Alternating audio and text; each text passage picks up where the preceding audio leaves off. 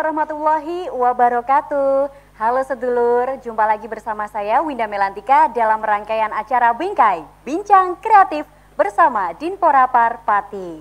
Nah, untuk episode kali ini kita akan membahas mengenai dunia tari. Seperti apakah eksistensi dunia tari di tengah pandemi COVID-19? Sebelum kita membahas lebih dalam, mari kita simak video yang berikut ini. Inon mapagar kosuto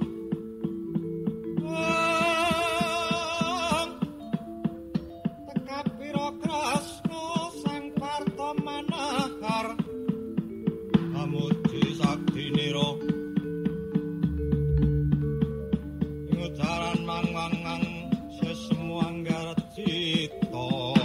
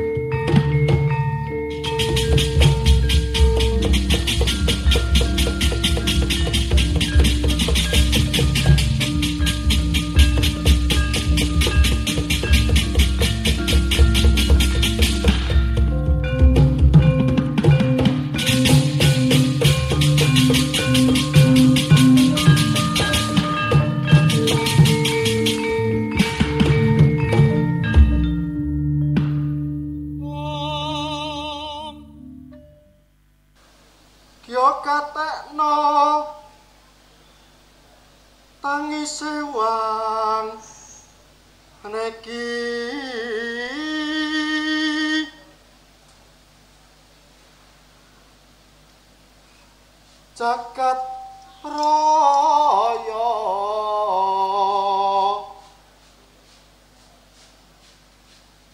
kau pengbencana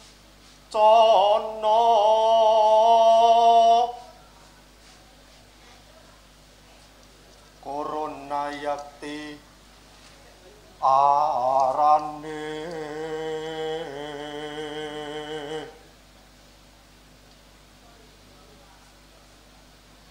kadya katerak sindung jroning nagri akeh pepati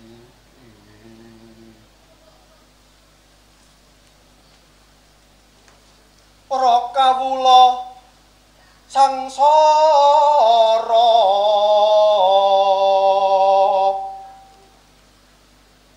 seniman kalebu kang kapenggak paugeran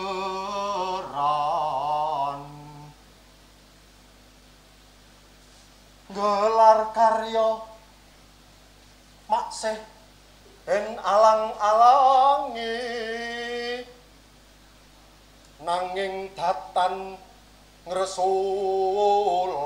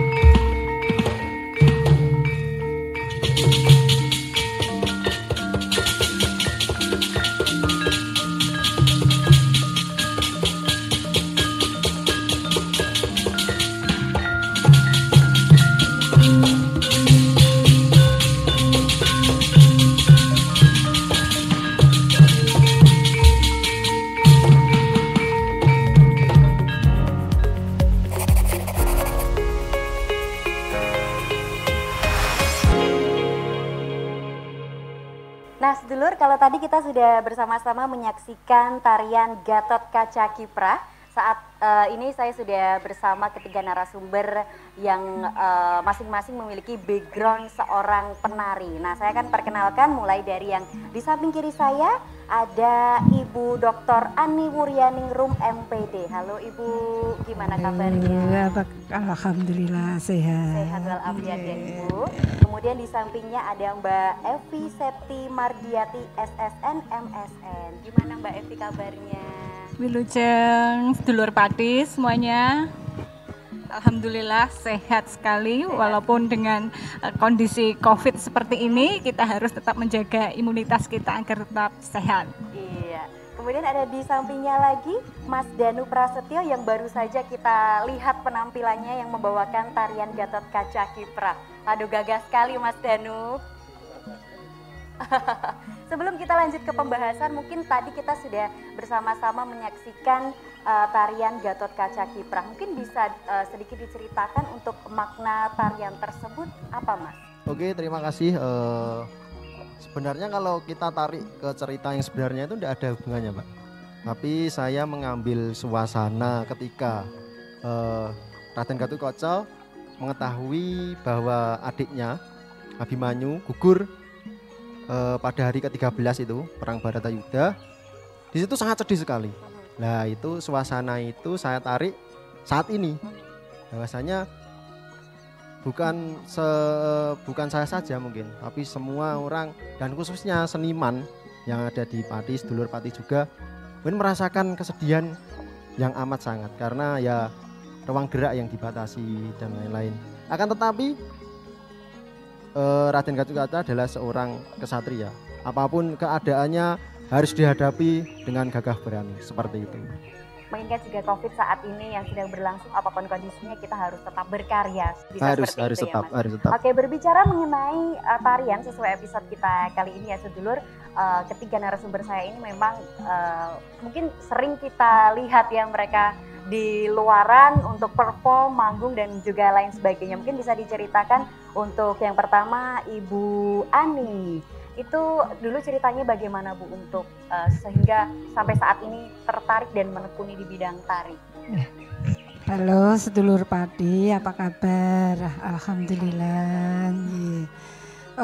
Untuk ketertarikan memang dari kecil saya sudah punya hobi tari. Saat itu mengikut-ikutan sajalah saya ingin tari dan kebetulan saya mengambil jurusannya juga di seni tari. Dasar dari itu saya ingin mengembangkan bakat saya tari dan alhamdulillah saya juga masuk di jurusan seni tari juga. Artinya itu dari muda hingga sekarang ya Bu, itu selalu mengikuti kegiatan-kegiatan yang memang berbau tari atau mungkin ada kegiatan lain yang sekarang Ibu tekuni? Iya, memang dari kecil itu saya dari tari, kemudian saya kuliah juga di seni tari. Yang saya tekuni ya memang dari seni tari. Kebetulan profesi saya sebagai guru saat itu saya harus mau tidak mau belajar dan alhamdulillah dengan selalu belajar pendidikan seni itu akan saya dapat. Dan ini generasi-generasi berikutnya, bahkan adik-adik ini termasuk adik-adik kita ya, Mas Danu, Mbak Evi, itu penerus-penerus yang handal, penerus-penerus yang hebat di dalam jurusan seni tari. Artinya sudah berapa lama ini Ibu menekuni dunia tari? Sudah hampir 30 tahun lebih. 30 tahun artinya sudah banyak karya-karya yang dikeluarkan. Iya. Mungkin ada sebuah karya yang memang selalu terkenang mungkin di benak Ibu. Iya, saya pernah membuat karya tari, mungkin Mbak Evi masih kecil kalau tidak salah itu. Saya membuat karya tari Turonggo Kurdo. Itu memang karya saya satu-satunya yang mengantarkan saya akhirnya sampai ke guru prestasi, kepala sekolah prestasi.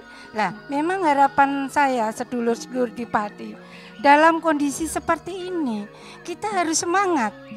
Jangan sampai kita nglokro. kita harus menunjukkan kreativitas. Harus bisa dan bisa, itulah semboyan kita. Oke, beralih ke Mbak Elvi nih. Kalau tadi memang dari kecil hingga S3 ini Bu Ani memang menekuni dunia tari dan hingga saat ini bisa menjadi kepala sekolah berprestasi dan juga telah menciptakan sebuah tarian, ya Bu. Kalau Mbak Evi seperti apa perjalanannya, Mbak? Sama, berangkat dari hobi awalnya. Nah, ketika itu menari saja susah terus sedih karena nari dorongan orang tua. Oke, paksaan awalnya. Ya, terus karena dari terpaksa itu akhirnya untuk mengambil hati orang tua, akhirnya berarti orang tuaku seneng karena aku bisa nari. Oke lah, ya yuk perform dari panggung ke panggung. Dan terus berjalannya waktu saya terus mencari apa ini potensi diri saya apa. Menari ya, itulah kemudian menjadi satu panggilan untuk mengambil jurusan seni pertunjukan, dalam hal ini khususnya seni tari, seperti itu. Oke, artinya Mbak Evi ini juga sudah di jenjang S2 untuk seni tari ya? Iya, pengkajian seni. Pengkajian seni. Oke, baik. Artinya juga sudah ada karya-karya yang memang sudah diluncurkan Mbak sejauh ini?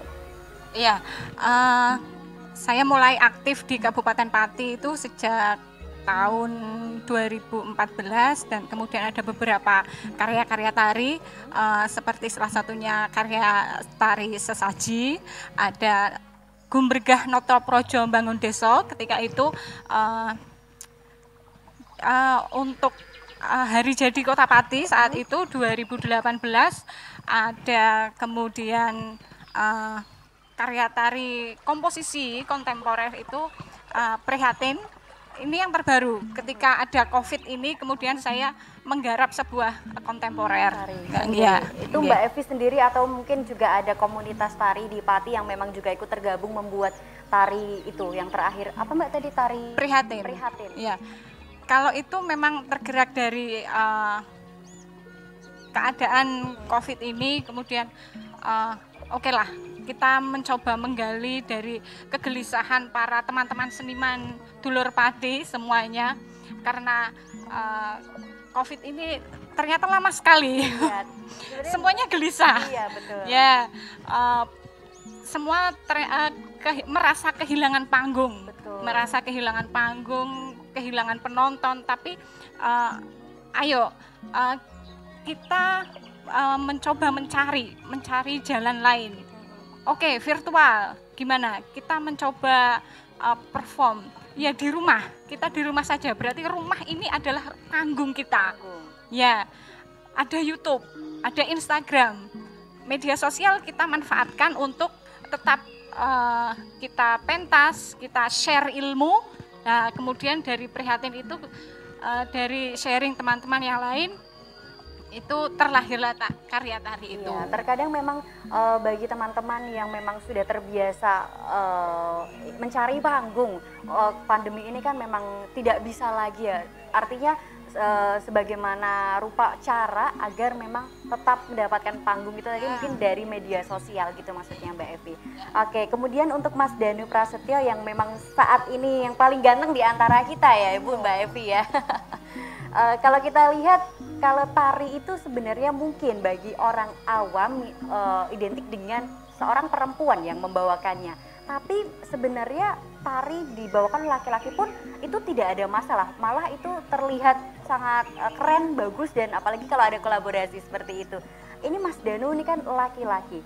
Sebenarnya apa yang melandasi Mas Danu ini tertarik gitu Mas untuk di dunia tari? Oke, saya di dunia tari itu bisa dikatakan karma Mbak ya. Oke. Karena iya kena karma Mbak. Saya itu ingat dulu 2007 ada pementasan di desa saya. Itu saya nonton. Ada dari kesekian penampil itu ada tari yang dibawakan putra. Tari Prawira Watang.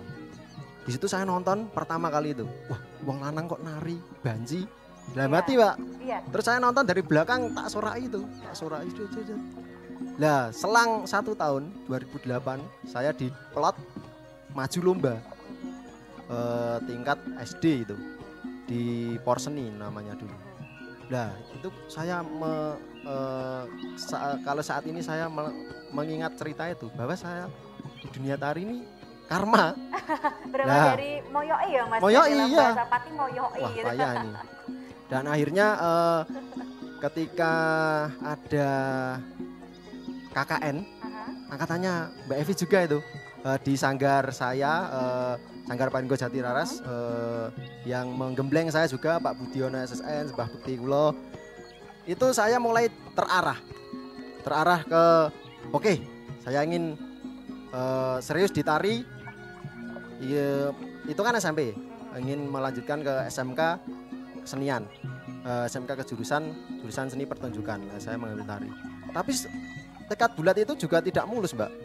Saya kelas 3 SMP itu pernah, ini agak cerita enggak apa-apa ya? Iya.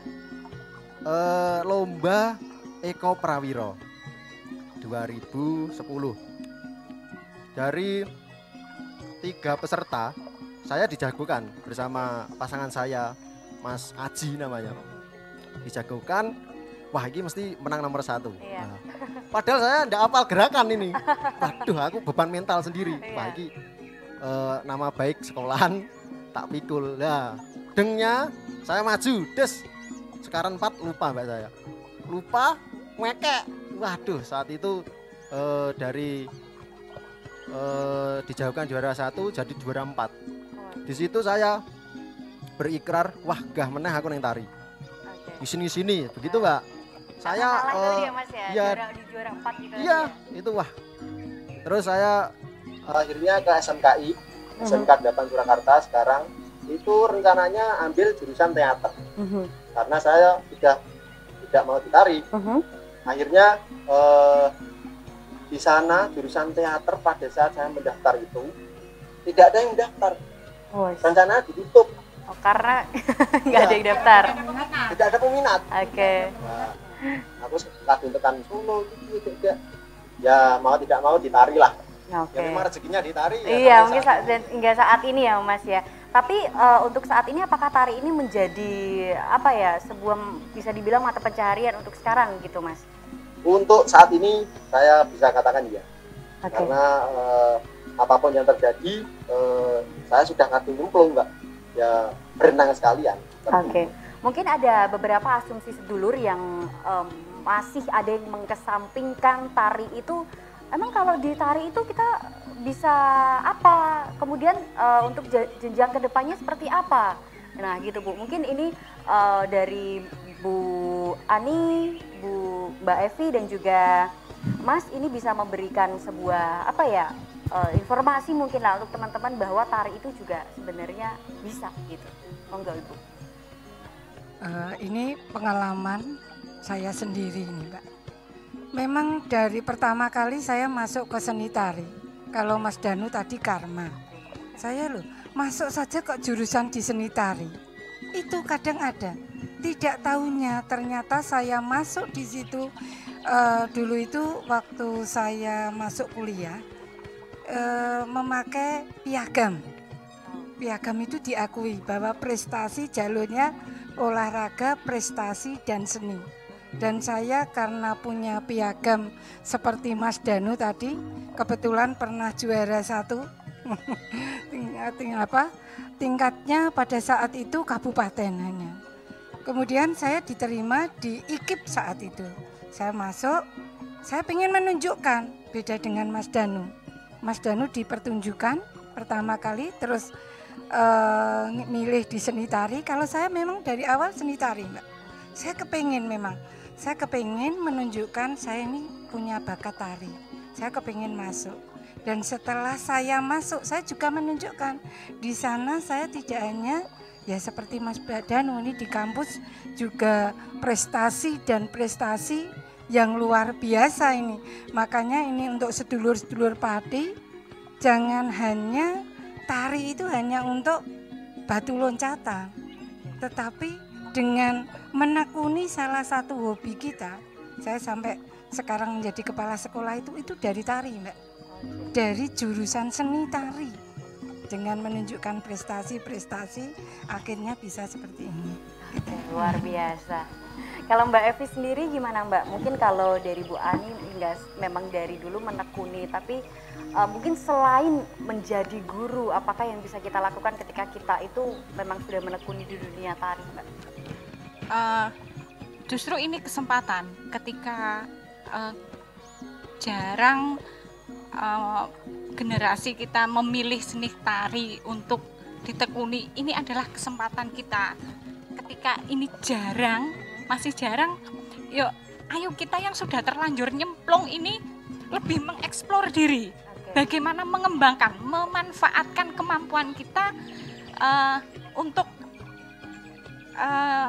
bereksplorasi bagaimana caranya kita sebagai putra daerah lewat seni tari memperkenalkan kabupaten untuk lebih bisa up tingkat skala yang kabupaten, kita bisa melebarkan sayap ke Jawa Tengah misalnya, atau berpengalaman lagi kita di kancah event internasional. Seperti itu. Mungkin dengan salah satu contoh untuk teman-teman bisa menciptakan sebuah tari sebagai itu nanti ikon dari daerah masing-masing gitu ya Mbak Evi ya. Oke, kalau Mas Danu sendiri nih Mas, untuk sejauh ini terkadang teman sedulur-sedulur itu masih berpikiran bahwa tari itu tari itu kan gerakannya kayak gini, wah itu nggak pantas, itu sebagai mungkin kita sebagai orang Jawa gitu bisa menilai sebelah mata gitu Mas. Itu menurut Mas Danu seperti apa? Ingin mengubah itu Mbak, asumsi masyarakat bahwa tari itu tidak hanya dilakukan untuk perempuan. Karena saya dulu berangkat ke Solo itu pernah diwelehke lah. Wong ngibing kok ndadak sekolah. Wong nayub kok dadak sekolah. Nah itu yang ini akan saya buktikan, jadikan cambuk bahwasanya lewat tari saya bisa keliling dunia, bisa traveler ke Nusantara seperti itu.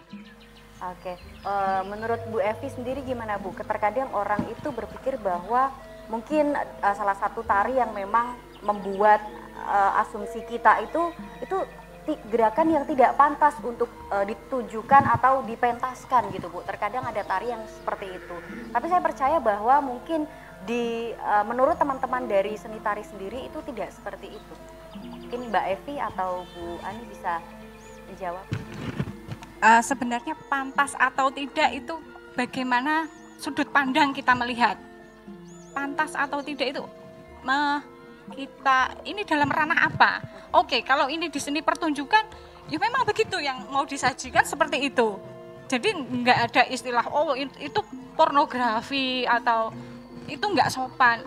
Ini dalam ranah seni pertunjukan. Kalau di luar itu terus kita kebablasan ya oke lah, nggak bisa ditolerir karena memang bukan pada tempatnya. Oke, artinya memang setiap tarian yang dibawakan itu pasti memiliki sebuah cerita ataupun makna dan filosofi tersendiri kan Mbak? Tidak semata-mata orang melihat bahwa itu tidak pantas seperti itu. Ya, ada pesan. Saya yakin sesuatu yang disajikan oleh penari, penyaji itu di situ ada pesan yang ingin disampaikan. Apa toh maknanya? Apa toh yang ingin disampaikan? Ini tari ini pesannya apa? Kenapa begitu? Kok pakaiannya ngono toh? Kok pakai kumis toh? Kok mung pakai kotang itu maksudnya piye? Nah, itu ada makna-makna tersendiri. Oke, baik Mbak Evi, Mas Danu dan juga Bu Ani, kita akan lanjutkan perbincangan setelah kita simak video yang berikut ini.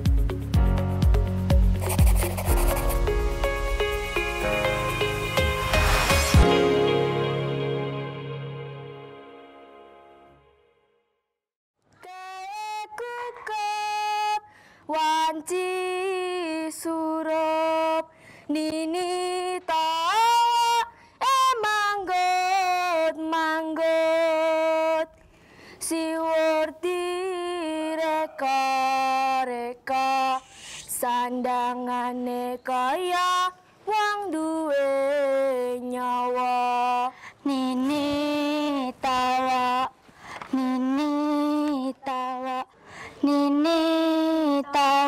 sing apik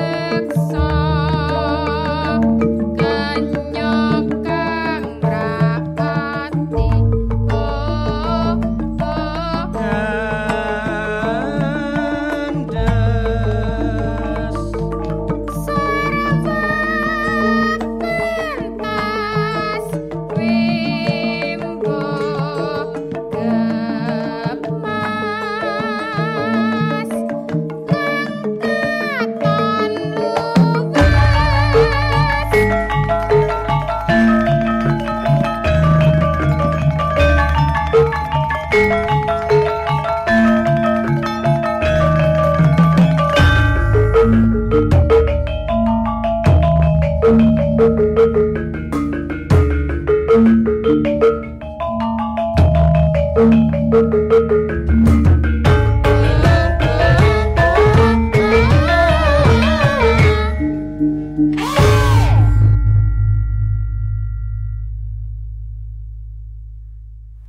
di Bingkai, Bincang Kreatif bersama Dinpora Parpati. Dan sedulur, saya masih bersama dengan ketiga narasumber saya yang hebat-hebat kali ini. Ada Bu Ani, Mbak Evi, dan juga Mas Danu.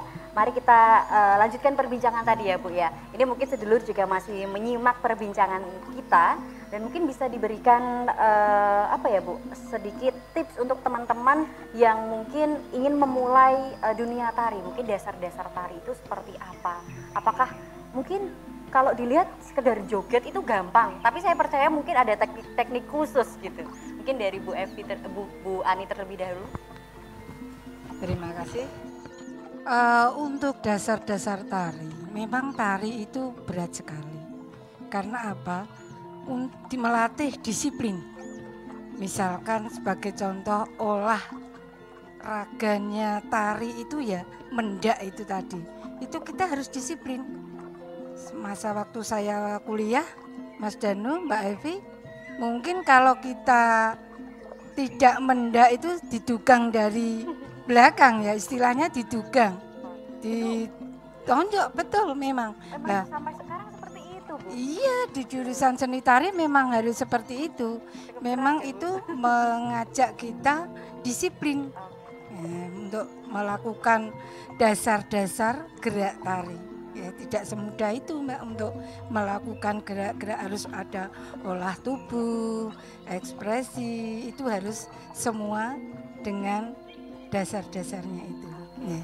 Kalau Mbak Evi seperti apa? Sama atau mungkin ada yang berbeda kalau dari Bu Ani? Iya, jadi jangan dibayangkan bahwa belajar seni tari itu tiba-tiba kita disuruh menari. Belajar seni tari, belajar menari itu kita dipersiapkan menjadi tubuh yang siap. Siap dalam arti kita memiliki badan yang sehat dan siap untuk melakukan bentuk gerak seperti apapun. Jadi tidak terus kita masuk kelas dan belajar nari, ayo kita mendak, ayo sebelah, ayo sabetan, tidak. Oh tidak ya. Kita harus kuat, lari dulu, istilahnya injeksi. Kalau di akademis itu injeksi, olah tubuh. Jadi pengalaman saya kira tidak jauh beda dengan Dek Danu ini. Selama mengenyam pendidikan seni tari itu kita ditempa menjadi Kuat, badan ya, kita kuat. menjadi siap. Oh, siap. Siap ya, jangan berpikir itu tadi. Jadi ya dari olah tubuh itu, subuh itu kita sudah baris dan siap untuk lari, siap untuk push up, sit up. Jadi ya tubuh ini memang disiapkan, muntah dan biru-biru jangan ya seperti itulah. Sampai seperti sekeras itu, ya, sampai muntah pun sarapan kita itu kita muntahkan. Jadi besok diulang-ulang terus sampai tubuh ini siap dan tidak muntah lagi, ibaratnya begitu. Artinya itu harus itu dasar ya sebelum kita menari harus seperti itu ya Mbak ya. Artinya itu bisa dicoba untuk sedulur di rumah untuk mencoba itu, apakah memang kita harus mungkin belajar langsung ke pengajarnya, ke guru, atau bisa melihat dari YouTube Mbak kalau kayak gitu? Kalau untuk olah tubuh itu saya sarankan memang khusus harus ada pendamping, harus ada pelatih. Jadi tidak tiba-tiba kita belajar satu materi misalnya seperti itu.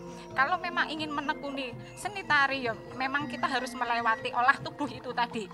Kita harus mempersiapkan tubuh kita menjadi siap untuk membawakan bentuk seperti apa. Karena tari itu apa yang kita tampilkan harus bisa diterima oleh audiens. Oh, maksudnya itu toh. Walaupun nanti setiap audiens itu menginterpretasi beda-beda seperti itu.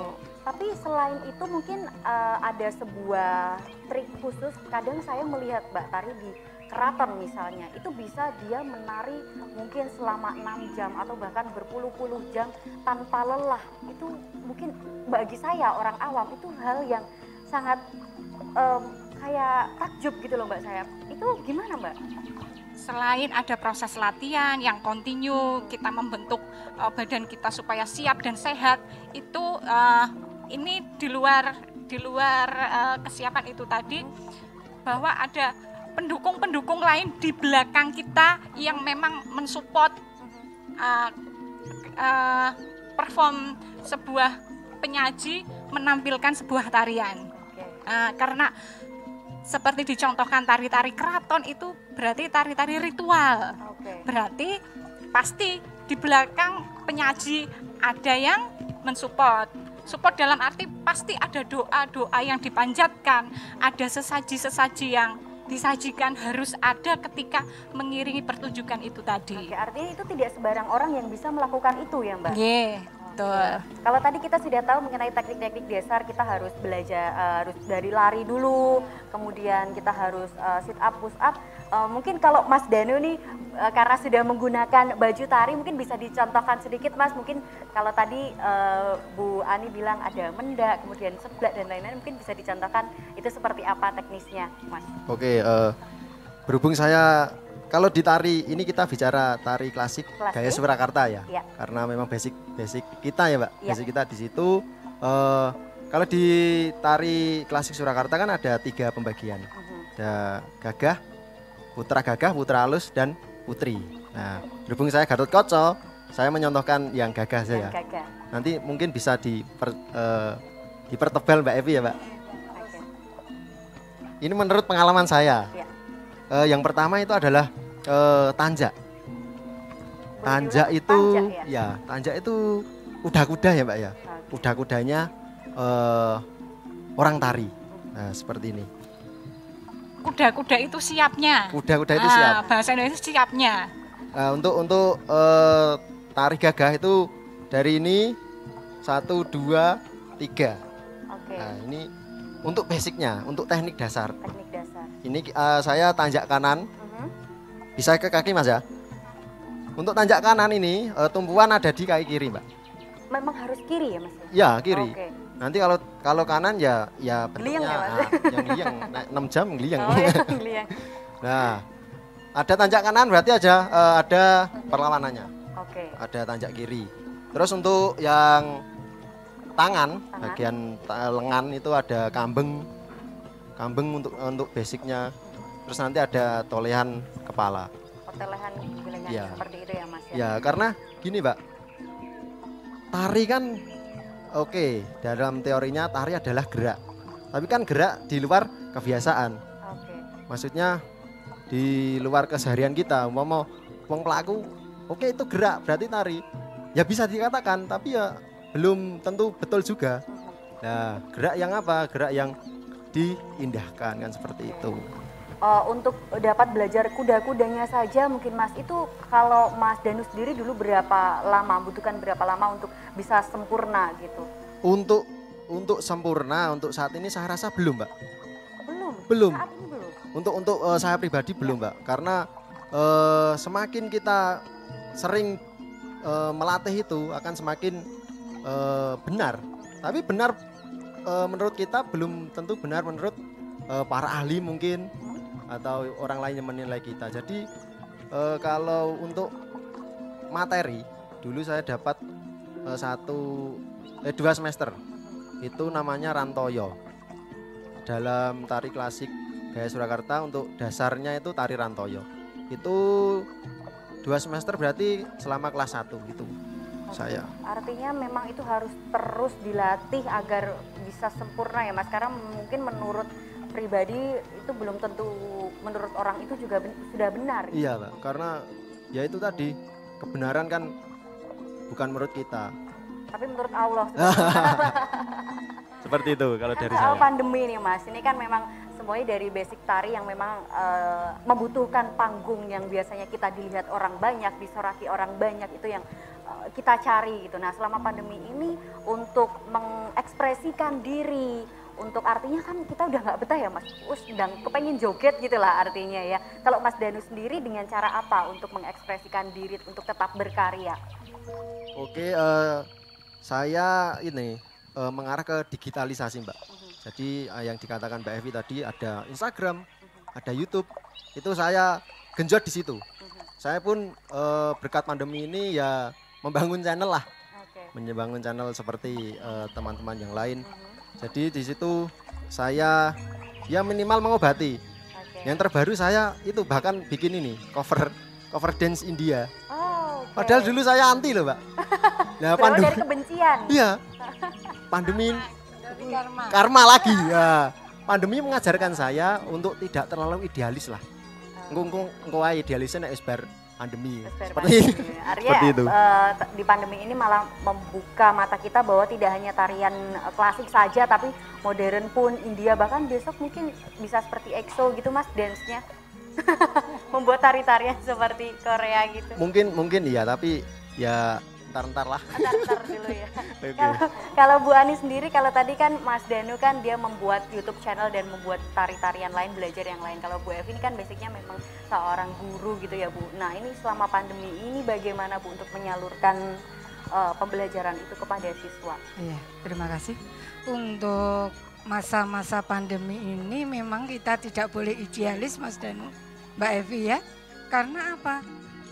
Kalau di masa pandemi ini kita virtual, anak-anak disuruh melihat YouTube misalkan, anak-anak suruh menirukan lewat melihat YouTube, kita cukup misalkan 1-2 gerak saja itu sudah cukup. Kita tidak boleh idealis satu tarian utuh, satu tari bentuk ya Mas ya. Itu seperti Mas Danu tadi, memang kita harus kolaborasi antara gerak yang tuntutannya harus misalkan satu tari bentuk utuh. Kita sekarang sudah tidak, anak bisa menirukan berapa ragam gerakan, 2 ragam gerakan lewat YouTube, lewat apalah yang tadi disampaikan Mbak Evi, ada Instagram, ada apa itu nanti monggo. Anak-anak tidak usah kita idealis, memang di era pandemi guru tidak boleh idealis. Anak bisa melakukan suatu gerakan itu sudah luar biasa. Oke, baik. Kalau Mbak Evi sendiri gimana Mbak? Mungkin di rumah yang biasanya setiap sore mengajar gitu, banyak siswa-siswa yang datang ke rumah. Itu kan tidak hanya berlatih tapi kan juga kita bisa sharing gitu ya Mbak ya, untuk mengasah ilmu kita. Itu seperti apa Mbak Evi untuk menyalurkan ini selama pandemi untuk ke siswa-siswanya? Apa juga sama? Jadi selama pandemi ini kelas sanggar, kelas besar ini saya langsingkan, saya rampingkan. Jadi yang kebanyakan kelas itu yang masih kekeh mau menari biasanya malah ambil privat. Saya privat aja Bu, oke. 1 orang sehingga ya terus. Jadi 1, 3, paling besar saya mengajar kelas itu 5 anak. Yang tadinya 10, 15 dan 20 saya rampingkan. Saya mengurangi kerumunan, jadi kelas paling besar 5 siswa. 5 siswa. Iya, 5 siswa. Dan ada beberapa yang menginginkan secara virtual lah ya. Oke lah, saya beli materi, nanti dari gerakan ini sampai ini presentasi via WA misalnya. Nanti upload seperti itu. Jadi anak-anak semakin ada tantangan baru, semangat, ada tantangan baru seperti itu, seneng seperti itu. Oke. Saya ingin kembali bertanya kepada Bu Ani, ini kan memang sudah menempuh S3 di bidang dunia tari ya Ibu ya. Nah, menurut Ibu ini seperti apa daya tarik atau animo masyarakat untuk menyukai dunia seni tari? Mungkin dari kacamata Bu Ani seperti apa? Terima kasih. Untuk dunia tari, saya kira semakin lama semakin banyak peminatnya ya Mas Danu, Mbak Evi. Karena apa? Di jurusan seni yang dulunya pertama kali saya baru kuliah, pertama kali itu satu kelas hanya kurang lebih 12 orang, sekarang hampir ratusan ya Mas, satu jenjang 100 lebih. Itu buktinya bahwa peminat seni, khususnya seni tari, sekarang semakin bagus. Semakin bagus. Nggih. Kemudian kalau khusus di Kota Pati sendiri nih, di Kabupaten Pati lah kita membicarakan untuk teman-teman yang memang basicnya dari tari, apakah juga memiliki sebuah komunitas sehingga untuk bisa bertukar pikiran, bercengkrama mengenai berdiskusi mengenai dunia tari. Iya, saya kira di Pati pun sekarang sudah banyak sekali peminat-peminat atau yang ingin masuk ke seni tari ya, baik itu di IKIP, di ISI ataupun banyak sekali ini pokoknya di dunia tari khususnya. Dibuktikan kan tadi sanggarnya Mbak Evi, sanggarnya Mas Danu itu banyak sekali peminatnya. Justru dari dukungan orang tua sekarang. Di samping anak-anaknya juga bakat, orang tuanya juga banyak yang mendukung kegiatan tersebut. Artinya untuk bisa memulai belajar tari itu dari usia berapa Mbak Evi? Kalau idealnya anak kalau bahasa Pati itu bocah ndolor itu minimal TK besar. Itu udah bisa kita ajak komunikasi. Anak-anak yang sudah bisa diajak komunikasi itu usia 6 tahun lah ya, mulai 6 tahun. Tapi ini misalnya saya secara pribadi. Tapi kalau kita melihat ke wilayah yang misalnya kita contohlah Solo atau Semarang, kita lihat lingkungan. Di sana enggak cuma anak 6 tahun, enggak mulai 6 tahun, anak 3 tahun, 4 tahun itu mereka sudah punya adek tari yang kuat. Wah, tanjae anak 3 tahun kayak ngono. Iso cakilan. Ya, iso ukuran anak kecil bisa mendak secara konsisten. Saya enggak ngomong maksimal ya, konsisten. Ya mendak itu yang penting konsisten. Nah, anak usia segitu bisa konsisten. Nah, itu jarang. Tapi kalau ngomong mulai umur berapa ya 6 tahun lah. Sudah dolor ya, sudah bisa diajak komunikasi, bisa diomongin, oh kamu kurang ini, kamu harus begini gitu. Okay. Mungkin dari segi kacamatanya Mas Danu ini mungkin yang paling muda di antara Bu Ani dan juga Mbak Evi ya. Gimana sih Mas untuk menarik minat sedulur Pati tentunya, karena tari ini kan sebenarnya memang budaya bangsa Indonesia yang memang harus terus kita lestarikan, khususnya di Kabupaten Pati. Kita jangan sampai tari itu hilang, bahkan kita harus selalu menciptakan sebuah tari-tarian baru. Nah, gimana Mas cara menarik minat masyarakat? Kalau bicara menarik itu gini Mbak, kita kembalikan ke ini setiap individu masing-masing. Umpama seapi-api sebagus-bagusnya tarian, tapi jika seorang individu tidak tertarik pada karya tersebut, dia apa-apa pun ya nggak akan mau. Nah mungkin ada usaha gini, kita mengkreasikan bahwasanya peninggalan leluhur itu jangan dibekukan. Marilah kita kreasikan sesuai dengan apa yang sedang hits. Nah, istilahnya apa yang sedang hits saat ini, yang dibekukan pun ada, yang dikreasikan pun ada. Jadi tetap imbang antara konservatif dan inovatif ini, seperti itu.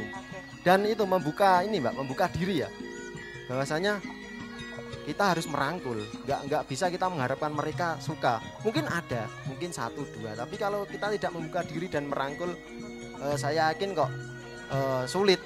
Apalagi seperti penari-penari pria ini, putra ini kan jarang.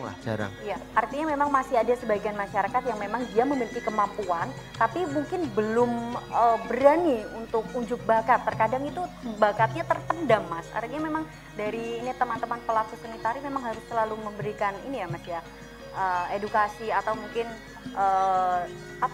banyak tampil agar dilihat, mungkin seperti itu. Oke. Merasa senang dulu dari dalam diri ya Ibu ya. Mas Danu menari, dia merasa. Oke, baik Bu Ani, Mbak Evi dan juga Mas Danu, kita akan lanjutkan perbincangan setelah kita simak video yang berikut ini.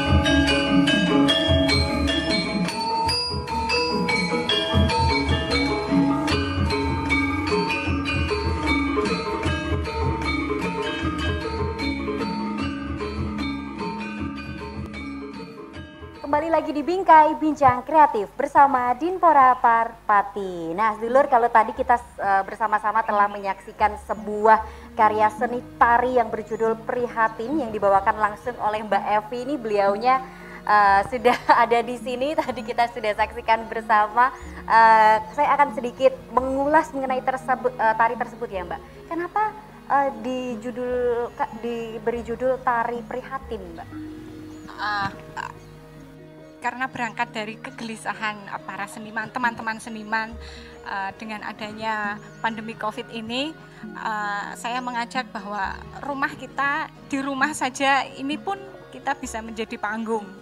Bagaimana cara kita mengolah, kita mensiasati situasi seperti ini agar tetap bisa berjalan, agar kita tetap bisa hidup dan bisa banyak menghidupi, karena kita sebagai seniman tidak hidup sendiri. Kita punya tim rias, kita punya videografer, fotografer, teman-teman ini kita hidup bareng-bareng dari seni pertunjukan seperti itu. Artinya tari prihatin ini masuk dalam tari kreasi, Mbak Evi? Kontemporer, ya kreasi lah, kontemporer. Saya lebih menyebut ke itu tari kontemporer. Perbedaannya apa, Mbak, dengan tari kreasi? Kalau tari kreasi itu biasanya lebih berangkat dari tari tradisi yang dikembangkan. Kalau tari kontemporer kita bagaimana mengolah tubuh kita untuk bisa menyampaikan pesan kita lebih bebas. Dan kita mengajak penonton lebih liar untuk menginterpretasi sebuah seni pertunjukan seperti itu. Artinya memang dari orang ke orang yang menonton itu mungkin mindsetnya bisa berbeda, berbeda maknanya. Antara Mbak Winda dan Mas Danu, Bu Ani ketika melihat sajian itu akan memaknai berbeda gitu. Oke, kalau tadi ada tari kontemporer, kemudian ada tari kreasi, kemudian ada tari klasik atau biasa kita sebut tradisi, pakem gitu ya, Mbak ya, yang pakem gitu ya. Oke, kemudian kalau untuk tari pakem sendiri, Bu Ani, apakah itu juga bisa kita kreasikan mungkin dengan kita campur dengan gaya kita sendiri, apakah boleh? Kalau pakem itu kita sudah ada pijakannya, sudah ada misalkan bedoyo, itu sudah ada gerakannya. Jadi tidak bisa untuk dikreasi. Kalau kreasi khusus itu boleh diolah gerakannya, boleh diolah musiknya, itu boleh. Kalau pakem tidak. Harus berpijak pada tarian yang sudah ada itu dan tidak bisa dikreasikan. Tapi ini saya juga melihat fenomena untuk teman-teman itu banyak sekali yang memang saya ada beberapa yang tahu ada tari klasik atau tari pakem itu tadi, namun gerakan dan kemudian untuk agemanya itu berbeda, Mas. Nah, mungkin Mas Danu selaku yang paling muda untuk menyikapi ini seperti apa, Mas? Untuk itu sebenarnya gini, Mbak, kita boleh mengembangkan sih. Cuman jangan sampai ini lewat atau out frame atau menghilangkan kebablasan, menghilangkan makna lah, Mbak. Boleh, tapi ya itu pakem ada aturannya. Umpama kita itu mengambil mungkin karakternya atau mungkin suasananya atau mungkin semangatnya, itu bisa malah boleh. Tapi kalau untuk merubah bentuk itu, saya kira ya janganlah. Sudah ada pakemnya masing-masing. Artinya mungkin terkadang kita yang muda-muda itu mengikuti tren gitu ya Bu ya. Untuk bajunya kita carilah yang tren sekarang, kita padu-padankan dengan yang dulu gitu. Itu artinya sebenarnya tidak boleh gitu ya? Atau ya fenomena yang ada ini gini Mbak, khususnya saya sedikit melihat di Pati ya. Perkembangan media sosial khususnya YouTube ini kan memberi kita pandangan-pandangan dari lebih luas dari daerah lain. Nah, yang sangat saya sayangkan ini mereka mencomot tanpa mendasari tentang ilmu pengetahuan. Jadi angger dijupuk wae wis pokoke sing lagi hits ini anet sing kono hits ngene. Nah, itu seakan-akan kan tidak ada identitas. Nah, itu yang sangat saya sayangkan. Seperti itu. Artinya kita untuk para pelaku seni tari khususnya untuk Bu Ani, Mbak Evi dan juga Mas Danu harus memberikan sebuah wawasan untuk teman-teman ya, atau mungkin informasi atau mungkin bisa sharing lah dengan teman-teman sebenarnya yang pakem itu sebenarnya seperti apa, kreasi seperti apa, sehingga mereka tuh bisa tahu. Mungkin mereka juga sebagian belum tahu gitu. Itu seperti apa untuk memberikan sebuah informasi. Mungkin Mbak Evi. Kalau yang pakem misalnya dari busana, misalnya busana, kita contohlah gambyong, yang populer di sini itu gambyong. Oh, gambyong itu kalau pakai angkin itu kemben kecil dan biasanya bermotif jumputan. Itu tidak pakai kembang tibododo, melati yang sampai dada. Tapi kalau pakai angkin itu pakai melati silang. Nah, ya kalau khusus. Beda lagi ketika nari gambyong pakai dodot ageng. Nah, itu baru boleh pakai kembang tibododo. Nah, itu hal-hal sepele seperti itu kadang kurang diperhatikan oleh para pelaku seni. Jadi asal gebiar, asal pakai, yang penting ketok meriah, tapi kurang mengindahkan makna yang ingin disampaikan. Jadi malah mengurangi esensi bentuk tari gambyong tersebut. Seperti itu. Saya kasih contoh tari gambyong. Oke, artinya itu untuk di Kabupaten Pati. Untuk selain itu Mbak, mungkin ada lagi contoh-contoh yang lain mungkin dari hal yang mungkin lebih simpel gitulah. Apa gitu. Kalau itu mungkin kita harus mendatangkan bajunya gitu kan, melihat bajunya. Mungkin ada hal lain yang membedakan itu tari klasik atau tari kreasi agar tidak dicampur. Kalau tari klasik, gerak tari klasik ya memang seperti itu, A, B, C, D. Memang urutannya harus seperti itu, tidak boleh habis A melompat ke D, habis D melompat ke Y, itu tidak bisa. Ya memang harus begitu, kecuali kalau kita mengkreasikan itu beda lagi. Dan itu harus dengan judul yang lain. Tidak boleh misalnya gambyong kok terus tarinya dikreasikan sak campur abiur begitu, ya nanti kacau bagaimana ini nanti maknanya. Ini sebagai warga Kabupaten Pati nih ya, untuk pelaku seni tari, apakah juga memiliki keinginan gitu Mbak, Bu, Mas, untuk membuat sebuah contoh tari yang pakem yang memang biasanya digunakan di Kabupaten Pati, contohnya tari gambyong itu, agar masyarakat ini juga melihat, oh pakemnya itu seperti ini sudah ada anak-anak Pati atau pelaku-pelaku seni Pati yang membuat, mari kita contoh gitu. Apakah sudah ada keinginan ataupun bahkan sudah membuat? Ini waktu tahun berapa itu tari Purisari ya. Itu dulu ya dikerjakan para seniman. Tetapi mungkin karena generasi-generasi berikutnya tidak bisa meneruskan, yaitu sebenarnya bagus Mbak itu dari identitas Pati, tari Purisari. Itu berangkat dari tari tradisi yang dikembangkan, tetapi ini berpijaknya tarinya Purisari itu tari gending apa ya Mas? Gending, saya lupa itu ciri khas Pati, identitas Pati itu. Tari ada gandul Pati itu juga sudah pernah itu di Pati. Itu yang membuat juga teman-teman. Iya, para seniman Pati. Dulu waktu saya masih muda itu penarinya. Artinya apa Kak? Oh, salah satu menarinya. Sekarang jadi senior. Purisari.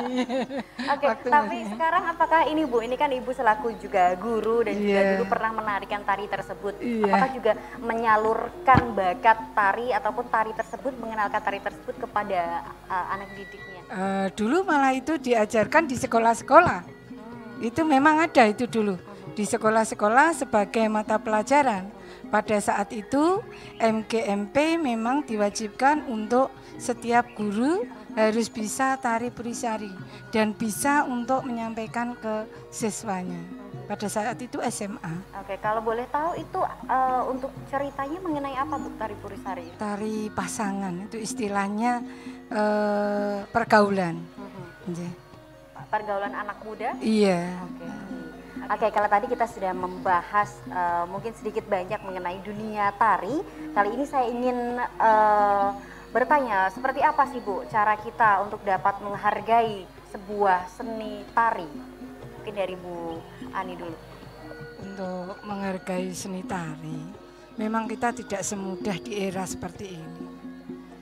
Saya lihat dari pihak pemerintah sudah ada upaya dengan pementasan secara virtual yang dilaksanakan khususnya di Dinas Kebudayaan itu melalui tayangan-tayangan di YouTube. Maka dari itu mari sedulur pati jangan patah semangat, kita tetap untuk berkreasi. Semangat dalam melakukan tadi kalau istilahnya Mbak Evi, rumah kita itu tempat untuk pertunjukan. Maka dari itu kalau kita karya-karyanya banyak sekali diunggah di YouTube, insya Allah dari seni tari akan luar biasa. Ya, tidak harus kita tampil di panggung, dilihat orang banyak, tidak, tetapi dengan kreativitas memakai YouTube itu seperti itu virtual. Kalau dari Mbak Evi sendiri seperti apa cara Mbak Evi ini menghargai sebuah karya seni tari? Simpel saja, kita tetap menjaga apa yang sudah ada. Oke lah, kita berinovasi, kita berkreasi, tapi tetap pada rule-rule yang ada. Saya selalu ingin mengingatkan pada teman-teman sedulur pati, para seniman, para pelaku seni untuk bagaimana toh cara sederhana kita menghargai seni tari. Ya, jangan menghilangkan apa yang memang sudah menjadi pakemnya. Itu tadi, boleh kita berkreasi, berinovasi, tapi dengan mengetahui batasan-batasan mana agar kita tidak mengurangi esensi atau kita mengurangi makna sehingga makna itu menjadi hilang. Nah, seperti itu. Itulah cara sederhana kita atau saya ingin tetap menjaga seni tari ini tetap eksis nggih gitu. Oke, baik untuk Mas Danu sendiri mungkin bisa untuk memberikan sebuah motivasi ataupun memberikan sebuah semangat untuk sedulur pati ini khususnya yang mungkin baru ingin masuk ke dalam dunia tari. Sebenarnya dunia tari itu tidak bisa dipandang sebelah mata, bahkan sebuah seni tari itu memang bisa menjadikan profesi yang luar biasa gitu. Oke, untuk sedulur pati minimal harapan saya itu mau menonton, Mbak. Minimal itu. Syukur ingin belajar. Nah, yang terpenting mau dulu menonton, syukur-syukur tertarik dan akhirnya bisa belajar dan menekuni itu malah bagus. Karena saat ini memang ya mari kita berinovasi lewat kalau saya sendiri ya karena bidang saya tari ya. Marilah. Karena era seperti ini gampang kok untuk mempromosikan, enggak bingung. Ada media sosial yang mudah sekali sekarang. Oke, karena sekarang memang musimnya udah sosial media ya, jadi kita tidak perlu datang langsung, sebenarnya kita bisa melihat karya-karya yang memang sudah terpampang nyata di YouTube, Instagram maupun lain sebagainya. Oke, Ibu Ani, Mbak Evi dan juga Mas Danu, untuk perbincangan kita kali ini memang sebenarnya kalau ingin lebih dalam itu sebenarnya kita membutuhkan waktu yang cukup lama ya untuk membahas sebuah seni tari ya. Karena memang terkait waktu, kita akan mengakhiri obrolan kita kali ini. Semoga di lain waktu kita bisa dapat dipertemukan lagi dalam event-event berikutnya. Dan untuk yang dapat kita ambil hari ini tentunya sebuah tari itu memang harus dihargai. Maksudnya dihargai adalah kita tidak boleh memandangnya sebelah mata. Kemudian kita memang harus tahu bentuk tari-tari yang klasik itu seperti apa, yang kita tidak boleh padu-padankan secara acak dengan tari kreasi. Seperti itu nggih leres Bu Ani nggih. Kemudian untuk sedulur-sedulur yang ingin mungkin belajar tari, ini ada senior-senior, ada Bu Ani bisa belajar juga di sanggarnya Bu Evi yang ada di mana Bu sanggarnya? Di Gabus. Oh di Gabus ya, nanti bisa. Wah ini siapa lah sih yang nggak kenal ya sama Mbak Evi ini.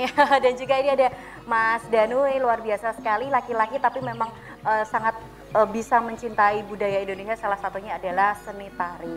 Baik, saya ucapkan terima kasih kepada Bu Ani, Mbak Evi dan juga Mas Danu yang sudah hadir menemani saya di sini dalam Bingkai Bincang Kreatif bersama Dinpora Parpati. Nah sedulur, akhir kata saya Winda Melantika pamit dan sampai jumpa di episode Bingkai Kreatif selanjutnya.